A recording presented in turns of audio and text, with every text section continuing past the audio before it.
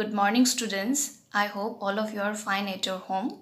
This is your social study book, and today we are going to discuss about our first lesson of Unit 1. Okay, so let's start.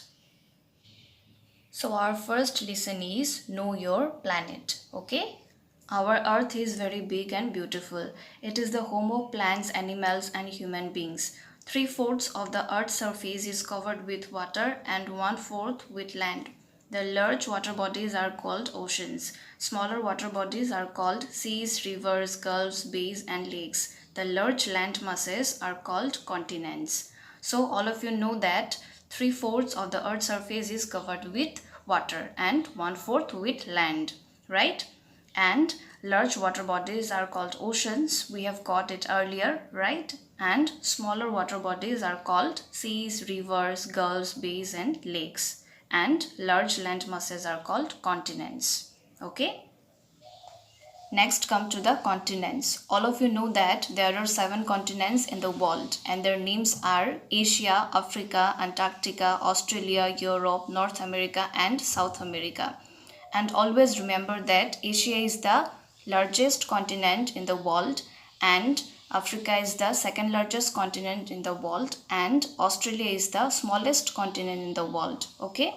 And in terms of area, Russia is the largest country in the world and Vatican City is the smallest country in the world. Okay? And our India is the 7th largest country in the world. Okay? Next come to the oceans. The 7 continents of the world are separated from each other by large stretches of water called oceans. So our 7 continents are separated from each other by the oceans. Okay? There are 5 major oceans in decreasing order of size. They are the Pacific Ocean, the Atlantic Ocean, the Indian Ocean, the Antarctic Ocean and the Arctic Ocean. The Antarctic Ocean is also called the Southern Ocean. Okay. Next come to the shape of the earth. In ancient times, people believed that the earth was flat and that it had steep edges. But Indian astronomers Aryabhatta and Bhaskara discovered that the earth is a sphere and it spins on its axis. People did not believe them for a long time. However, great explorers like Ferdinand Magellan and astronomers like Nicholas Copernicus proved them right. Today we know for sure that the earth is spherical, which can easily be seen in the photographs of the earth taken with the help of satellites. So earlier in ancient times, the people believed or thought that our earth was flat and had steep edges, but some of the greatest astronomers proved that the shape of the earth is spherical, okay, which you can see in the photographs which are taken from the satellites. So there are some kinds of tools through which we can study about our earth like globe, maps, etc. Okay, so we will discuss about it one by one. First, we will discuss about globe. Okay, globe. It is easy to learn more about the earth with the help of a globe. A globe is the model of the earth with oceans, seas and continents shown on a smaller scale. It is difficult to study the earth without seeing it completely. A globe can represent the earth in a simple and accurate way. It shows the distribution of land and water on the surface of the earth. We can also see the correct shape, size and location of the continents and oceans on a globe, but it has some limitations. It cannot be carried everywhere. It occupies a lot of space. It cannot show the detailed information. So basically, globe is the model of the earth. You can see here an image of a globe. So it shows the distribution of our 7 continents, 5 oceans, various countries, okay? And we can also see the correct shape, size and location of our continents, countries, rivers, okay? But it has one limitation and that is we cannot carry it everywhere because it occupies a lot of space. Next come to maps. A map is a drawing of the earth or a part of it on a flat surface. The word map comes from the Latin word mappa, which means a napkin. A Flemish map maker, Gerardus Mercator, was the first person to publish a collection of maps in the form of a book called an atlas. So map is a drawing of the earth on a flat surface, okay? And the word map comes from the Latin word mappa. And this man, Gerardus Marketer, was the first person to publish an atlas. Atlas means a book of maps. Okay? And remember that a person who makes maps is called a cartographer. A map gives more specific and detailed information as compared to a globe. A map is easy to carry. It can be folded or rolled and carried everywhere. So map has one advantage, and that is we can carry it everywhere, right? Because we can fold it easily. Maps can be drawn to show a country, the world, or even your neighborhood. Thus, a map is better than a globe. Maps can be of different sizes. Wall maps are very large maps which are used for display. Types of maps. There are different types of maps. Some maps show different countries or different states in a country. Such maps are called political maps.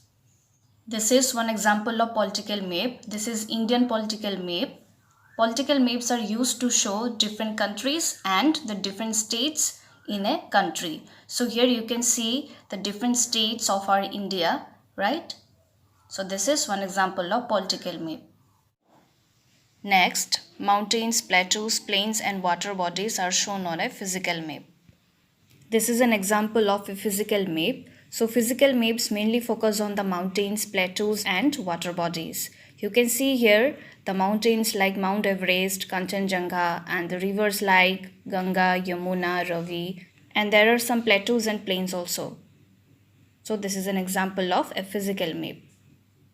Besides this, there are maps that show industries, population, transport, minerals, crops, soil, natural resources, forest and wildlife. Some maps focus on specific information such as rainfall, roads, industries, etc. These are known as thematic maps. So these are the kinds of maps which are used widely in the world. Okay. Maps also have some limitations. The surface of the earth is curved. A curved surface cannot be shown accurately on a flat surface like paper. So this is the limitation of a map. Look at this map. You can see here this is Jammu and Kashmir, which is in the north. This is Gujarat, which is in the west. This is Tamil Nadu, which is in the south. And this is West Bengal, which is in the east. So this is our four main directions. Next come to the subdirections. There are four subdirections. Northeast lies between north and east.